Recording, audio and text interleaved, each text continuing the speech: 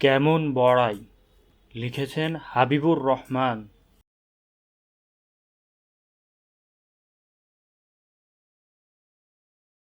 কেমন বড়াই হাবিবুর রহমান।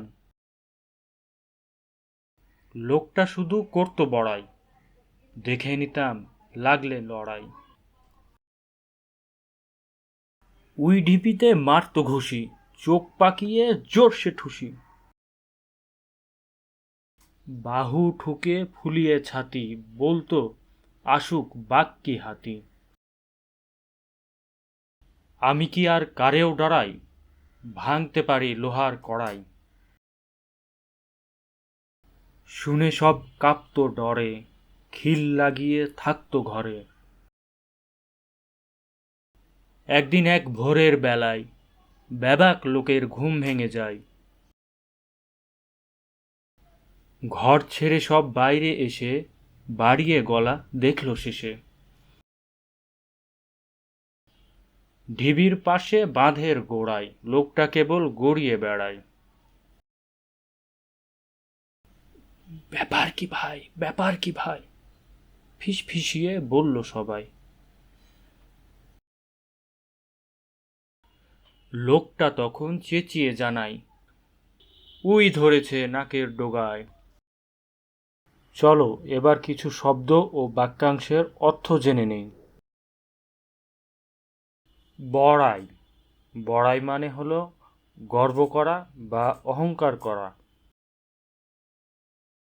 কবিতাটিতে লোকটা শুধু করতো বড়াই, এর মানে হলো লোকটা শুধু শুধু গর্ব বা অহংকার করত। বড়াই দিয়ে বাক্য রচনা করি। বড়াই করা ভালো না। লড়াই, লড়াই মানে ঝগড়া বা যুদ্ধ করা। লড়াই দিয়ে বাক্য রচনা করে। ছেলেটি সবার সাথে লড়াই করতে চায়। দেখে নেওয়া, দেখে নেওয়া মানে হলো প্রতিশোধ নেওয়ার জন্য ভয় দেখানো। দেখে নেওয়া দিয়ে একটি বাক্য রচনা করি। লোকটি টাকা না পেয়ে দেখে নিতে চাইল। উই ঢিবি মানে উই পোকার বাসা। উই পোকারা মাটি দিয়ে একটি স্তূপের মতো করে বাসা বানায়। এ বাসাকেই উই ঢিবি বা উই ঢিপি বলে। এই পোকাগুলোকেই বলে উই পোকা। ছবিতে যেটি দেখা যাচ্ছে সেটাই উই ঢিবি। উই পোকারা এভাবেই তাদের উই ঢিবি বানায়। উই ঢিবি দিয়ে বাক্য রচনা করি।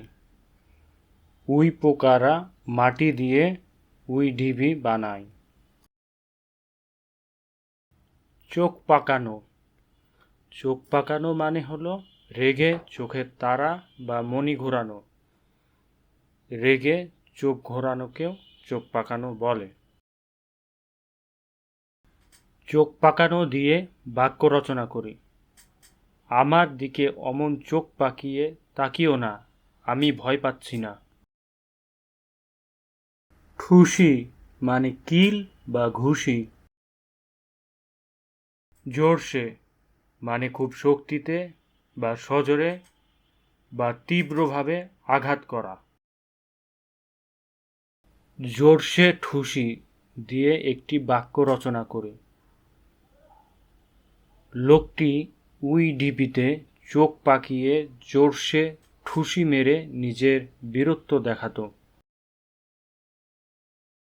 বাহু ঠুকে, বাহু ঠুকে মানে নিজের হাতের পেশিতে চাপ দিয়ে বা থাপ্পড় মেরে আওয়াজ করা, যা প্রতিপক্ষকে ভয় দেখাতে বা নিজের সাহস প্রকাশ করতে ব্যবহৃত হয়। বাহু ঠুকে দিয়ে একটি বাক্য রচনা করি। গ্রামের মেলায় লাঠি খেলা দেখানোর সময় খেলোয়াড়রা বাহু ঠুকে হুঙ্কার দিয়ে উঠল। ছাতি, ছাতি মানে হলো বুকের পাটা বা বিস্তর। ছাতি দিয়ে বাক্য রচনা করি। লোকটি ছাতি ফুলিয়ে ওই ঢিবিতে ঘুষি মারল। বাঘ কি হাতি? এখানে বাঘ কি হাতি দিয়ে তাচ্ছিল্য প্রকাশকে বোঝায়। কবিতাটিতে আসুক বাঘ কি হাতি মানে হলো এখানে লোকটির মতে বা লোকটির কাছে তার সামনে বাঘ বা হাতি যাই পড়ুক না কেন তার কাছে সেগুলোর কোনোই গুরুত্ব নেই। সে এতটাই শক্তিশালী নিজেকে মনে করে যে এক ঘুষিতে তাদের কুপকাত করতে পারবে।